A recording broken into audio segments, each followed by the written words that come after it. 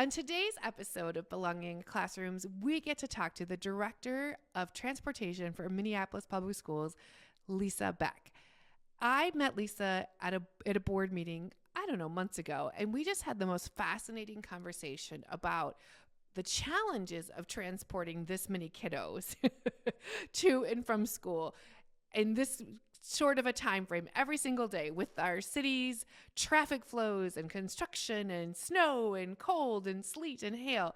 And I learned so much that I thought it would be really fun for all of us to learn from Lisa. What are they planning on? What are they working on? What are the most important things to keep in mind if you have a transportation issue and you need to call that number and it can be a panicky moment?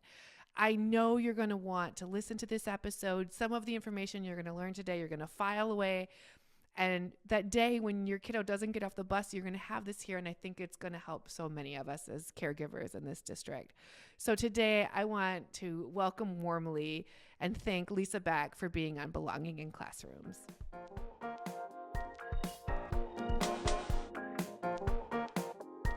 Thank you so much, Lisa, for joining us today on Belonging in Classrooms. So nice to have you. Can you just start by telling us who you are? Oh, what you do for MPS and then why? Okay, great trio. So my name is Lisa Beck, and I'm the Executive Director of Transportation at Fleet for Minneapolis Public Schools. I would say, why do I do what I do? I've spent my whole career in public service in one way or another. About 5 years ago, I decided I want to change careers, and this came up, and it seemed like the ideal thing that I would love to take on that kind of challenge. My son was raised in the MPS system and is a graduate, and we've lived here a long time, so it seemed like a really good fit, and it's just been very rewarding and exciting to do. Okay, so what I'm hearing is you like a challenge. I do like a challenge. I do. Because public transportation in Minneapolis. It is a logistic nightmare. And you were like, let's do that. Right. That's so amazing. So I'm imagining that transportation has lots of issues, right? What are some of the things that are challenging that we might just, if we understood more about, we might have more patience? Well, there's a few things. So, one, a realization of the complicated nature of how one student is transported in a day. It is not home, school, home. That is not our typical student, right? It's home to daycare to school, or maybe back home or daycare. We have our special ed students that go to school, but then also to go to care and treatment. They go to, a high school student might go to a CTE class, and they need to be transported back and forth in the middle of the day, as well as the morning and the night. So the idea that, back when I was a kid, you went from home to school to home. And that's just not the typical schedule that our students, by the time you have athletics and field trips and after school programs. So it's very complicated. And changing every day and every season. Yeah, because one kiddo might go from one parent or caregiver's house, but go home to someone else if it's the Tuesday or the Wednesday. Yes. And then you said this once that I thought was really profound. And then that doesn't just affect the route for that kiddo. Right. That add-on, that one stop. Right, exactly. So, and I always jot down the math so I can speak of it fluently, but imagine one bus goes to, say, the minimum is 3 schools, right? And there's an average of 60 kids on a regular ed bus. So that's 180 kids in that one string in the morning, in the afternoon for one bus that bus is moving. Depending on the change, an address change, different thing on Monday and Wednesdays, whatever that change is, that can affect up to 180 kids. Because if I have to change the time in the first school on the third stop because of some change, or rearrange the route because they moved, the timing is that close. Our timing is down to 5 minutes before and after every stop. So depending on what changes, I have to communicate to that many families that there is a change. Yes. So and quickly. Right. And quickly. And we'd like it to be quicker, and we're working on that. Yeah. So the complicated nature of it, and everyone has a very simple solution, and I love to hear their solutions, but sometimes the reality of making them happen is a little bit more complicated. Yeah. So to have an appreciation for that would be something we want to share with them. Yeah. That's very real. Okay, so Are there other challenges that you want us to know about? Well, I mean, I think there's a couple. One, we always talk about drivers, and I'm not going to spend a lot of time. We have enough drivers between our folks that work for us and our contractors. We have enough drivers. But the days where you had a ton of drivers to pick, the cream of the crop, remember, they can do Amazon. They can deliver a package instead of a person. And they and packages aren't as bouncy. They aren't as bouncy. They don't talk back or make noise. There is a variety of things that have become options for a commercial driver's license person. Wow. And so I think that's made the market very competitive. Yes. And so that will continue to be a challenge because now we're fighting for the same drivers for a lot of different jobs. So I don't want to say that we are getting everybody to school. I have enough drivers. We continually work on improving their abilities and all of that. But it's much harder than it used to be. And I don't see that changing, right? Okay. We're going to need to come up with different ways of doing things or different ways of training people to make that work. And we'll talk a little bit later about how we're doing that. Okay. So I would say that's one. And then the other one is... here's the best thing that I ever got as an MPS parent. Okay. And they put it out years ago and it said, not every parent is like you. Right? So I was like, so it's cold. I'll get my kid to school. Why are they out? And the phrase is not every parent is like you, right? Yes. So not every parent is waiting for their student come home or made arrangements or has dressed them appropriately or is on the right intersection, northwest versus southwest. Sometimes the bus is on one and they're on the other and they say they missed me. So not everybody is clicking on the same cylinders as you. Yeah. And that's the truth, right? And families have challenges. Yep. And they're very impassioned about their children, as they should be. Sometimes that passion happens on a bus at 6 a.m. So once again, we're able and prepared for those things, and we deal with them as they come. But all of that, again, remember the time is we're running 180 kids on a bus in a morning. Everything, becomes a challenge. Yeah. So, and we know keeping kids in school means keeping busing them, right? So if the days of you're kicked out of school or you're kicked off the bus, that's not keeping our kids in school, and that's the goal. So the dilemma on bus classroom is how do the kids that are behaving versus maybe some of the more challenged ones that have issues or have challenges at home that are still on the bus appears as if we're doing nothing about the disciplinary issue. Gotcha. So once again, overall, it's the complicated nature of who we are today. Yeah. Plain and simple. Plain and simple. Plain and simple. And what was the phrase that you said? I feel like we should make it into a T-shirt for you. Not every parent is like you. Oh, I was thinking it was the one that said, what did you say about things happen on the bus? You're expecting me to remember what I said a few minutes ago? It'll come back to me. It'll come back. Yeah. I'm sure it was profound, whatever I said, right?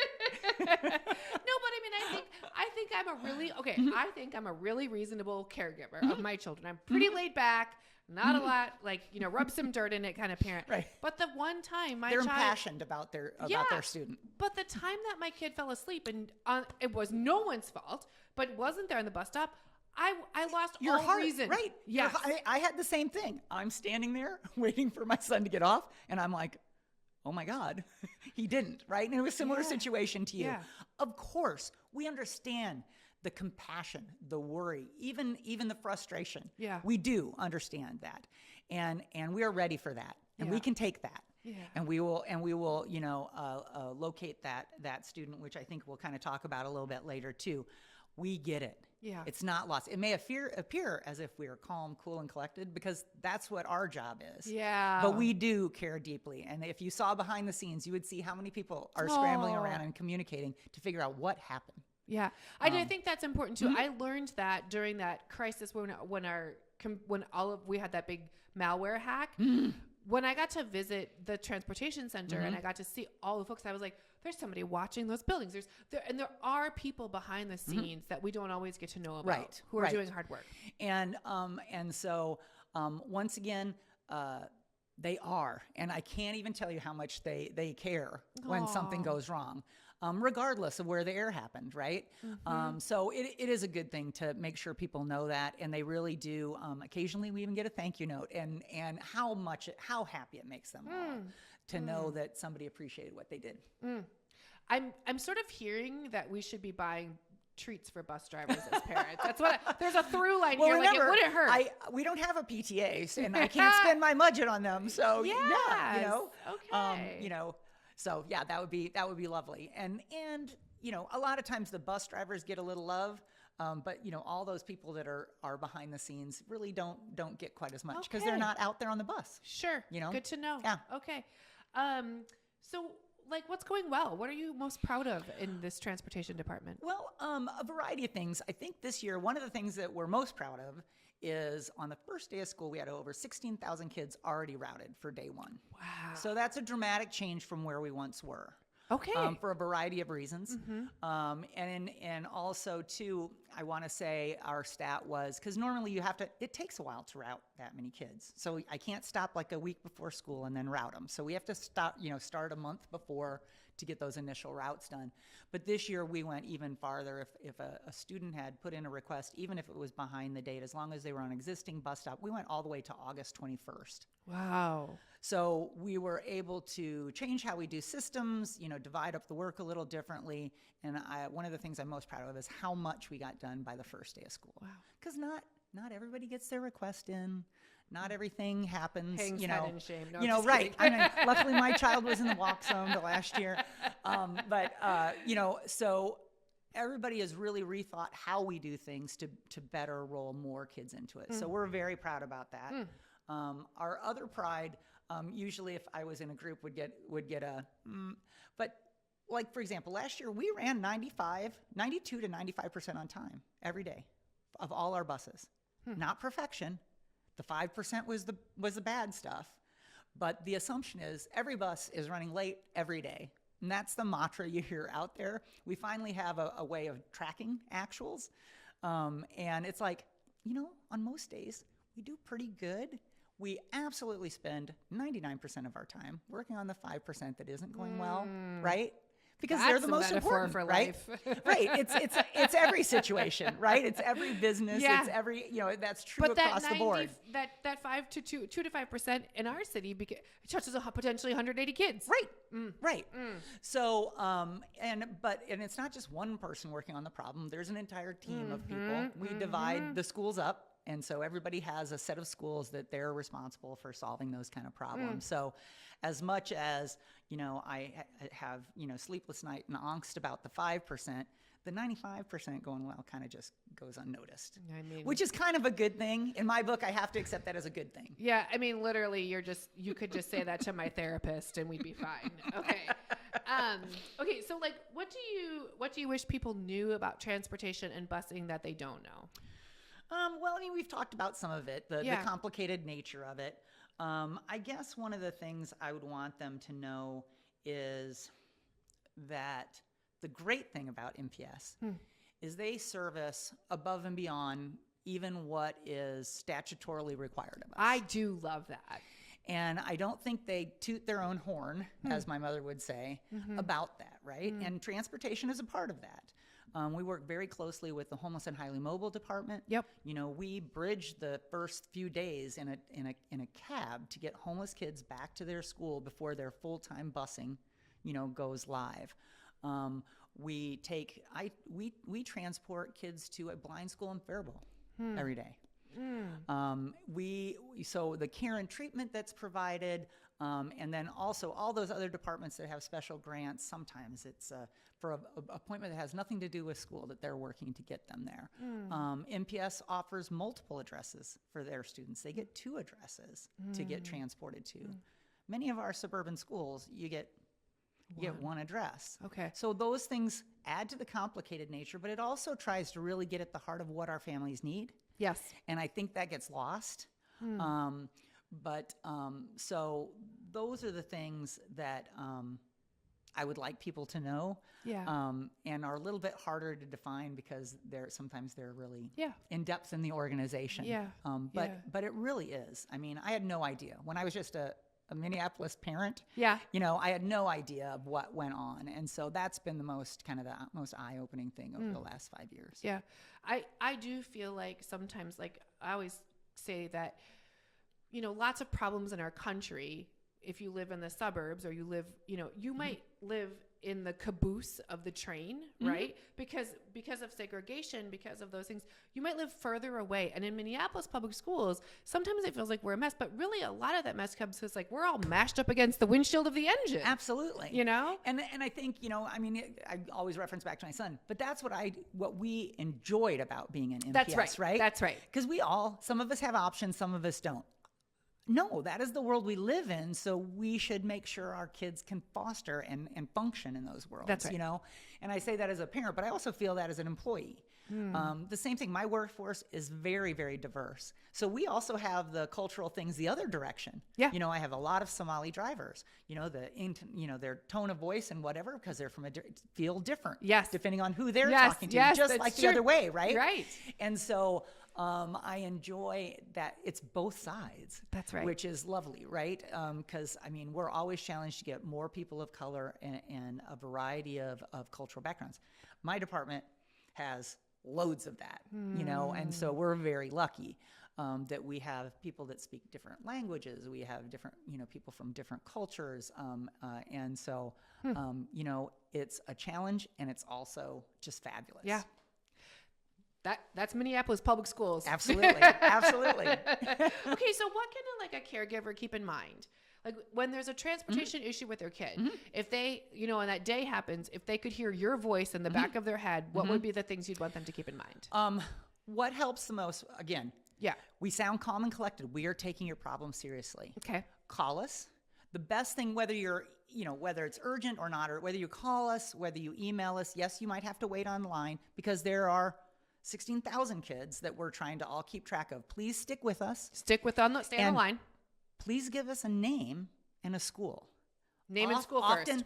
Often they're very impassioned about what happened. Okay. And sometimes it's very hard to go, can you tell me your student's name? Can you tell me their school? Because as soon as they can continue to talk about what the issue is, but that gives me an ability. Another person is going to take that and they're going to start trying to figure out, did the kid get put on a wrong bus? We're going to do an all call on the radio. What route was that kid on? And so we can start narrowing the search. Sure. And then if, the misplaced child, right? Yeah. Sometimes it's super easy, super quick. You make they got put on bus 4 instead of bus 3. Okay. Or those middle schoolers, they love to jump out of the bus whenever they kind of feel like it. So there's a variety of things depending on the situation. And they know how to get home from whatever bus. Sometimes they don't even get on their own bus. I got a call that a bus was so overloaded they couldn't believe I was doing this. I'm like going, there are only 60 kids on this route copy. Doesn't mean that's the bus the kids get on. Oh my gosh. So there's a variety of things. That's the most middle school thing ever. Oh, totally middle school, right? And so regardless of what's happening, stick with us. If you can get us the name and the school, I can start working a lot of details while you're telling us the situation, right? That's so great. And so if they can do that, we have layering, right? And we have emergency management that helps us. Often we'll call every contact on your roster, right? Every emergency contact number. And if we can't get a hold of somebody, we start again. Sometimes we try to make sure the kid is safe, right? He's even on a bus or they bring him back to transportation. If we can't get a hold of somebody, we call emergency management folks because they work in the schools. Hey, does Billy have any friends that goes to what? And they do like a little detective thing. Or sometimes we go to scan the neighborhood, to see, are they at a friend's house? It depends on the age of the kid. And it's like a little detective thing, but it moves pretty fast. Stick with us, but we understand. We understand if you're upset and you're frustrated. Yep. We get that. Yep. We just need that little bit of information. Okay, that's a tip of the day. I love it so much. Okay, can you tell us a bus ride story? So I thought about this for a while. Okay, because a lot of them I can't. I know, of course, we have a one heartwarming one and one kind of funny one. I love both. All right. Let's hear them. All right. So we'll go with the heartwarming first because that would be the standard one. Okay. So we have, there was a driver that was driving homeless and highly mobile kids. Okay. Right. So pretty small, but a van and all that kind of thing. And these kids apparently were very distracted and perhaps not, behaving as well. Yeah. So this driver started a library on his bus. He personally took it, brought books in, then kind of got them, and took them into a different mode. And, so there's always this personal thing. couple days ago, our new director got on a bus, and this woman had put affirmation signs on her bus all the way to the back from a contractor. Everyone thinks poorly of the contractors, but it was a contracted driver. So there is that intimate touch, right? That kind of makes you go, oh, and I'm sure it was some big burly man from, it's never the people you would expect. Yes, right? Yes. And then my humorous one, I went back and forth. I'm like, okay, it's kind of sort of. So I think it was last year. We get a call from a bus driver saying there's an accident in front of me. I'm like, okay, And so when we went back to, and he did all the right things, and police were called to the scene. Had nothing to do with the bus. But when you look at the video, what happened is the Uber driver in front of them and the person that was riding with them apparently got into a little altercation. Okay. So the Uber driver and this other person are having this fight to the point where they roll out of the car in a fight, right? Right, and the bus is right there. So they're calling. Of course, the kids have better technology than we do. They call the police. The driver calls it in. But when you look at the video, it's a middle school, and we have one view that goes right down the bus, right? Yeah. So you look at the thing. There was 30 kids smiling like nobody's business because it was the most entertaining thing they had seen all day. And I know it's terrible that someone was in a fight, but if you saw these middle schoolers' face in the video, it was like a Charlie Brown Christmas. They were all smiling so much. Well, I mean, I'm guessing they were like, middle schoolers, they're so full of that. That's the age of making mistakes, right? So here's two adults doing you should never. Right. And they got to witness it versus being yelled at. And everybody behaved well. No one was making trouble. They were just entertained by this, somewhat odd situation going on in front of them. And so, because I thought about it, I'm like going, okay, well, the thing is, you don't know what you come up against, right? You don't know. And so that driver was late because they were behind a car that was just rolling and people were falling out and the police came and all that. But that slowed the bus down. You just never know what's going to happen when you head out the door in the morning. Should we put that on a mug for you? Maybe. That is so true. Well, Lisa, I want to thank you personally for your work in our district. Is there any last thoughts or things you want to make sure people know? Stick with us. So one of the things I did want to put out there, our board this past fiscal year approved for us to get modern technology. I know. And I can't tell you how different that will be. And you've heard me say before, but I'm going to say it again. Everyone assumes we have some kind of great mapping technology. We're still turning with paper, a turn-by-turn instruction on paper to get the drivers where they need to go. And there's somewhat of a map system, but it's not modern at all. Yeah. Our new system will be like Google Maps, like you do in your car, that it will, there's a detour, so it would bring you back, right? Think about how many detours are around this time of year, right? It is only my life, yes. And remember, you can only drop the kid off on the right-hand side, and there's a lot of bus things.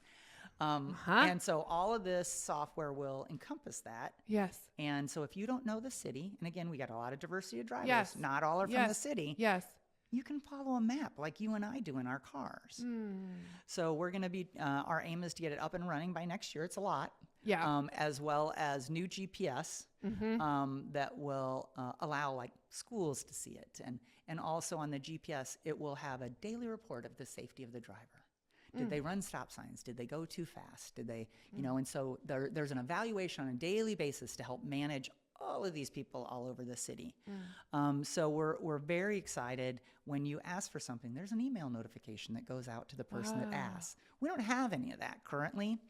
So we're very excited about this. Won't solve everything. It'll take us a while to get it up and running, but ultimately it's our future. It is our future. It is our future, and it has the ability to grow even beyond that. If we get to the day where I can tell you where your baby's bus is, I can't tell you right now if your baby got on the bus. So this has the ability to grow. If you want it to be a card swipe like Metro Transit, and we know what kid gets on what bus everywhere, that is a technology that it will encompass if that is the direction that the schools and the partners and the families want to go. So putting that infrastructure and technology in, I think is going to make a world of difference for us, and we're very excited to get out there and tell folks about it. So we're at the very beginning of it. I think we're supposed to award the contracts so we can get started this month. So stick with us. Stick with us. Stick with us. And we do care so much, and we want it to go smoothly. So stick with us. Well, thank you so much for being on the podcast today, for answering these questions. I think if I didn't have the privilege of getting to ask you these questions in the boardroom, that this podcast would be really valuable, I think, for a lot of caregivers. So I appreciate your time. Thank you for having me. I appreciate it. Yeah, thanks.